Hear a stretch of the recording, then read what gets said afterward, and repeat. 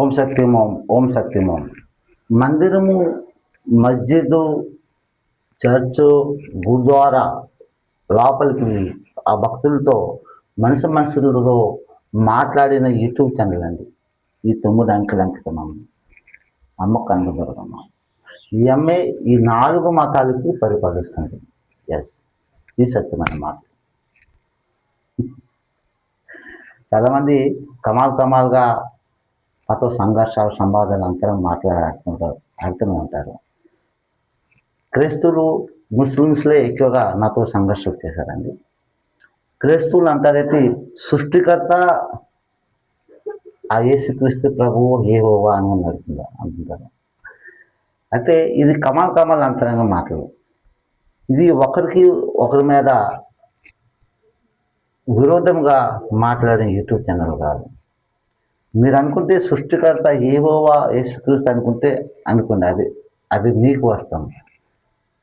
హిందువుకి బ్రహ్మం విష్ణు శంకరుడే ఈ సృష్టికి సత్యం.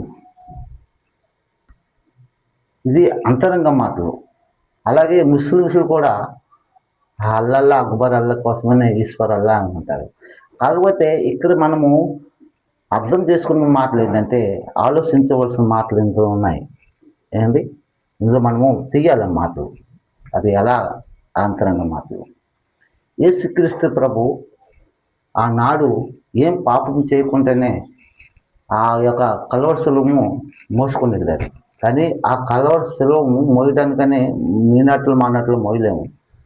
అతను యెహోవా కుమారుడు యేసుక్రీస్తు ప్రభు, సాక్షాత్తు దేవుని కుమారుడు కాబట్టి ఎత్తుకొని వెళ్ళారు. కృష్ణుడు ఎత్తలేరు.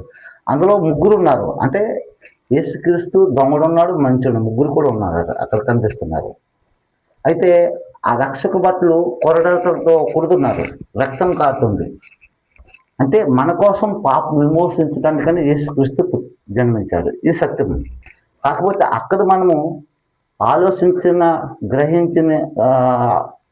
గమనించవలసిన మాటలు ఏమిటంటే, అంతరంగ మాటలు మనం చూస్తున్నాము. భక్తులము మనం ఇప్పుడు సినిమాలో చూశానండి, స్కూల్లో ఆ భక్తులు ఏడుస్తున్నారు.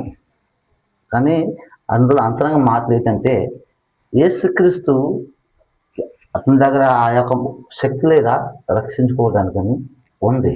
కాకపోతే నన్ను మనం అందరినీ చూపించాడు. అలా ఏ విధంగా చూడండి, నా రక్తం కారుతుంది, ఈ రక్తం ఎరుపు, మీరు ఏడ్చింది